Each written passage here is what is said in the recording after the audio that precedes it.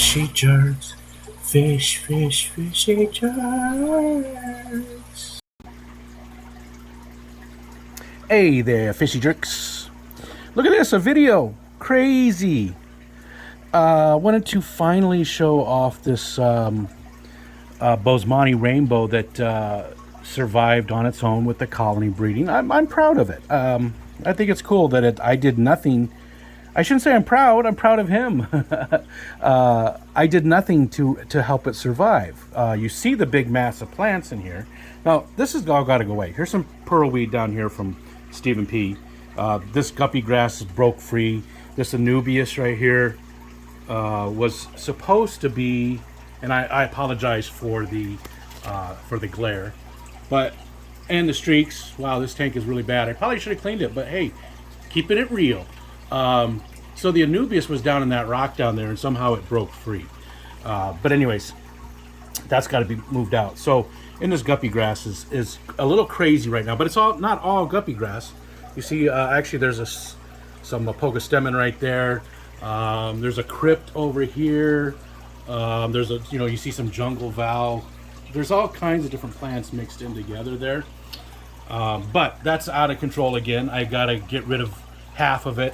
And all of this over here needs to go away. This needs to be put back. And hopefully the pearlweed takes off. It looks okay right now. It's just been put in there just very recently, maybe a week ago. But anyways, I wanted to show. So we have, Harlequin rasboras back there. There's a CPD. We have Boesemanis. And now this is a juvenile that I got from Maria Z. Those two right there. And you see the adults over there. But there is also a juvenile in here that made it through, and I'm trying to find him right now, and he's probably going to hide on us for whatever. Oh, there he is right here. I see him. He's back here swimming around. Let's see if we can't get him to come out a little bit. That's him right there. But here, maybe if I you see that the roots, that's just a pothos, that's this guy right here hanging out. He's doing really good. I only put him in there a short time ago. Let's get rid of some of this guppy grass and push it back over. Maybe we can get some shots of him. All right, now let's see, where is he? Yeah, not seeing him at all now. We also have some panda cories in here. Awesome little guys. Love watching those. Come on, where's he at? Man. Well, let's back up a little bit and you can see the tank. Again, pothos hanging out of it. Pothos hanging out of every tank. Out of control guppy grass. Got to get rid of at least half of that. And again, I apologize for the glare. That's one of the pieces of wood that I collected. I love these things because it's like roots that that little divot right there. There was a stone in it, embedded in it. So it makes these cool little shapes. Man, he is not going to come out. I shouldn't have stirred things up. Oh, there he is right there. That's him. Right there. Him or her. Can't tell yet. That's a Boesemani juvenile that was colony bred. Didn't do anything special for him whatsoever. Nothing at all. I didn't give him any special fry food or anything to help him survive. I keep saying him. I don't know yet. I can't sex it yet.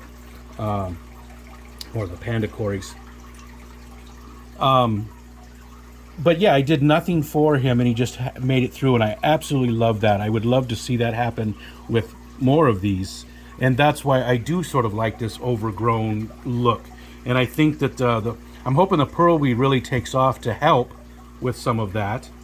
But that's why I keep this mass of like guppy grass and stuff in there to help any little fry have some place to hide. But the problem is I don't have a lot down below for the eggs to hide.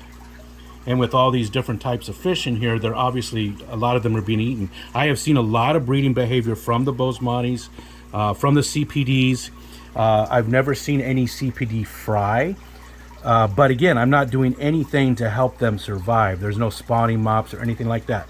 Yes, I get that it's way easier to do. I can put a spawning mop in there. I know people like to tell me that all the time. Well, you just need to put a spawning mop. You just need to do that and do this. And that's the point, is just letting them breed as they breed. I'm not looking to breed them to sell. I'm not looking to breed them to increase the colonies of them.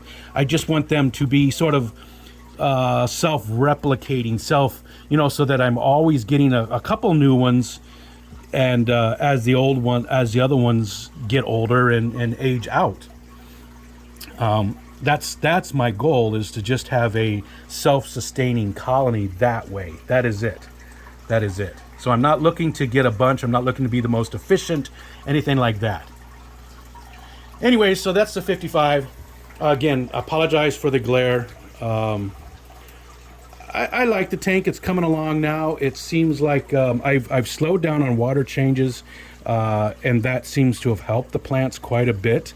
The plants, I don't know if you recall, if you've watched the channel for any length of time, I used to have problems with plants in this tank, and I did the same things with this tank as I did with every other tank. And you see it's pretty heavily stocked. I mean, I would say that's pretty heavily stocked, wouldn't you?